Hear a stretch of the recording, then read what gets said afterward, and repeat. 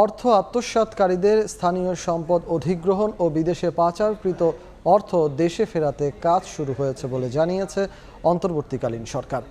প্রধান উপদেষ্টার কার্যালয় থেকে পাঠানো এক সংবাদ বিজ্ঞপ্তিতে জানানো হয়, অসাধু ব্যবসায়ী ও প্রভাবশালী ব্যক্তিরা সাম্প্রতিক বছরগুলোতে ব্যাংকিং খাতে ব্যাপক দুর্নীতি ও প্রতারণার মাধ্যমে বিপুল অর্থ আত্মসাৎ করেছেন এবং তা বিদেশে পাচার করেছেন, যার সঠিক পরিমাণ নির্ণয়ের কাজ চলছে।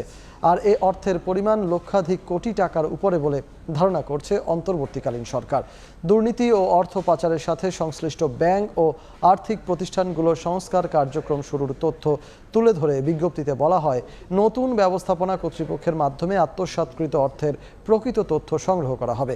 বাংলাদেশের আর্থিক খাতকে আন্তর্জাতিক মান সম্পন্ন করার ব্যাপারে সরকার দৃঢ় প্রতিজ্ঞ জানিয়ে বিজ্ঞপ্তিতে বলা হয়, সরকার খুব শিগগিরই একটি ব্যাংকিং কমিশন গঠন করবে, যারা ব্যাংকগুলোর পুনর্গঠনের জন্য 6 মাসের মধ্যে একটি বাস্তবায়নযোগ্য রোডম্যাপ প্রণয়ন করবে।